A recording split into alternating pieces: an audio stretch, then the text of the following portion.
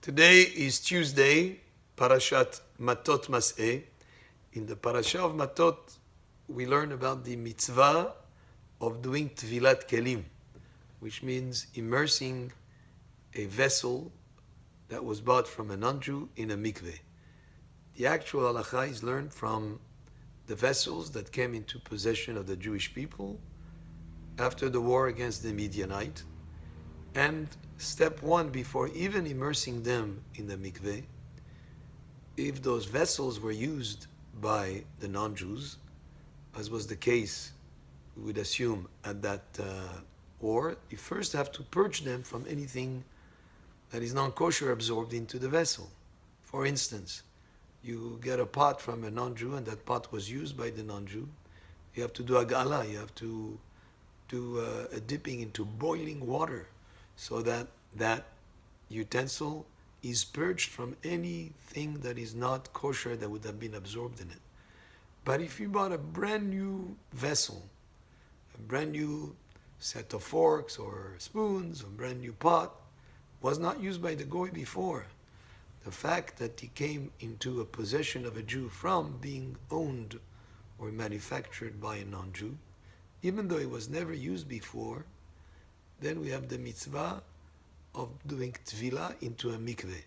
You take the pot or those forks or those spoons that you bought and you dip them in the mikveh.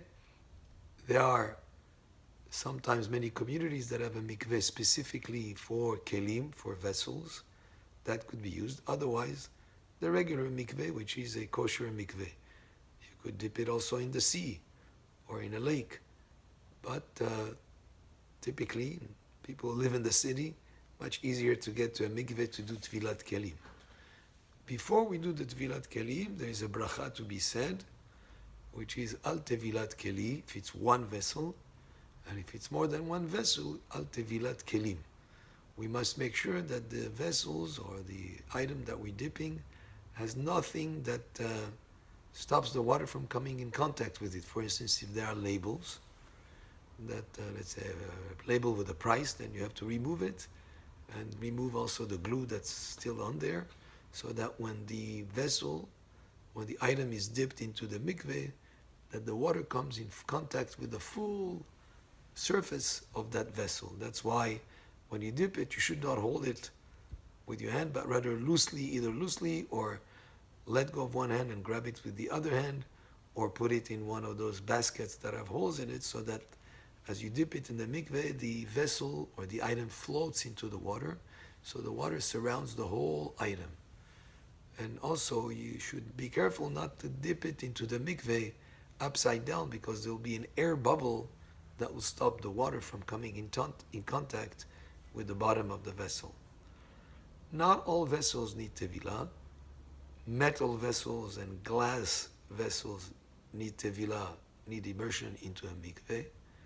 Wooden vessels or vessels made of earthenware, like porcelain, typically do not need any dipping in the mikveh. However, there are many porcelain or earthenware vessels that have a glazing of glass on top of it, and therefore it would be necessary to dip them into the mikveh. When there is a doubt whether that item needs a tevillah or not, then you could do tevillah without beracha, or include it together with other items that need for sure a tevillah, that there's no doubt that they need an immersion in the mikveh, and then you say the bracha for those utensils and include the other ones with it. It's an important mitzvah to fulfill. If a person did not do tevillah in a mikveh for a vessel, and he used it for food, the food doesn't become forbidden to eat. This is not the same thing as eating food that was cooked in a vessel that was not kosher because it had been used for non-kosher foods. It's just that the person did not fulfill the mitzvah of Tevillat kelim, and he should try to do the Tevillat kelim as soon as possible. And this is again for kelim that are purchased from a non-Jew.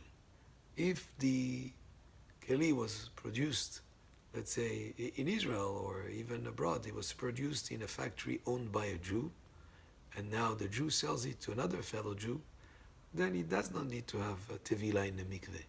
only when it comes from the possession of a non-Jew or from the manufacturing of a non-Jew into the possession of the Jewish person, then there is a certain purification that has to be done for it by dipping it into a mikveh. So these are, in general, the rules that have to do with Tevillat kelim, with immersion of vessels into the mikveh, and that applies to any vessel or any tool that would come in contact with the food. For instance, a fork, a spoon, a knife, a plate, a pot, will not apply to, let's say, a corkscrew that used to to uncork a bottle of wine, because typically the corkscrew is not going to come in contact with the liquid, it's just with the cork. But any item that would come in contact with the food that is going to be used as we eat the food, then that type of vessel needs the tevilah in the mikveh. There are more halachot, but this is in general, in short. There are any questions, don't hesitate to send an email or text or call with any specific questions. Baruch Adonai le'olam, amen ve'amen.